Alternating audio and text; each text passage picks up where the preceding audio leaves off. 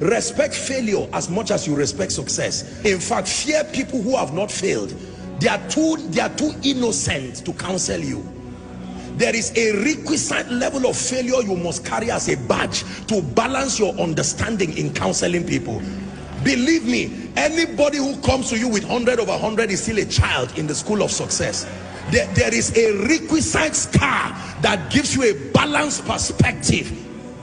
Have you failed enough to be able to talk to me? Don't tell me all the stories. I just prayed and the person was healed. I just spoke and they gave me an auditorium. You are not the person to counsel me. I respect you. Carry your results until you learn the other side of life.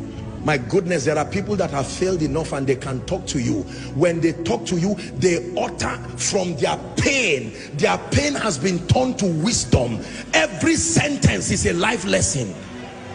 A woman who tells you, I have been barren for 10 years. Now God gave me 3 sets of twins. Forget the twins and learn wisdom. Don't just respect crowns, respect scars. The wise respect both scars and crowns. Can I encourage someone?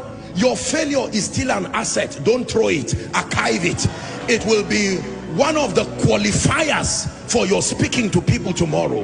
Apostle, I have cried, I have failed in life. I know what it means to be an irresponsible father. Don't throw that experience, archive it. One day you will use from that wisdom and mentor an arrogant young man who thinks life is so easy. Most times when we are starting out in life, because of the leverage of prayer, the prophetic, or generally life just playing games with you, you can believe life is so easy and you are wondering, so why are people crying like this? I just got married and 3 months it's been so rosy. In fact, my wife is the best thing that has happened to me. And you go online and embarrass yourself. And someone who has been married for 15 years, he said, may God help you. After 2 years, you just turn and start saying life is unpredictable. All these unwise things that people do. Do not just respect those who have succeeded alone. Respect those who have failed. Not everybody fails. Respect those who have failed. Failure is an asset when you can turn it to power. Paul said, let no man trouble me. It is not only anointing that I have, there are scars. Gentlemen, don't just look for those who live in mansions. Go and look for mama and let her teach you the secret of happiness in a hut. There is something you need to learn, because the money you think will come from the mansion, you will be surprised. You don't know the depression and the drugs that surround those mansions. Sometimes you need to learn from both a king, but you need to learn from the slave that is in his palace. There is something the slave can tell you that even the king does not know. The slave is the one who cleans the palace. He knows what he has seen there. Why will the Lord speak to a young virgin through an angel and says, Mary, you are highly favored? And the next thing that follows that woman is pain, controversy. There was nothing in the life of Mary that I have seen that looked like favor. An angel comes from heaven and says, you are highly favored. I would expect the king to call her and say, I had a dream. There is free land for you. As soon as Jesus is born, you become tax-free. That sounds to me like favor. So God calls scar favor. He calls controversy favor. He calls pain favor. Why would you say a woman is high? God is speaking to someone.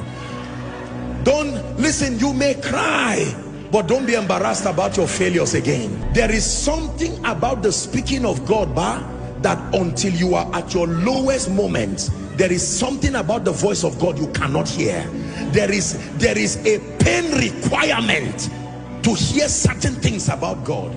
Tonight's message is very deep. For some of you, you really will not understand it this night. You are too innocent. You have been shielded by the sacrifices of others. You may not really understand this. There is a pain requirement that brings out the clarity and the purity of the voice of God.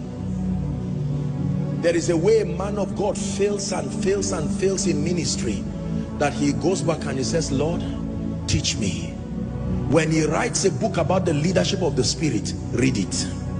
That pain has purified any flesh and the need to make a name. It's gone. That is the reason why when people go through things and they come out of it, they usually come out with an anointing. Barren for 16 years, laughed at by people. As she gets triplets, it's not only children she got. The day she speaks over you, she will terminate barrenness in a moment, because every time she sees you, like the high priest, she's touched with the feelings of your infirmity. Let me tell you the truth. You see, many of you see today that I pray for people and I'm just speaking and you see the power of God. It's not only prayer and anointing, no. There is a pain requirement that has reached down to the bowels of power and has drawn genuine, authentic spiritual power.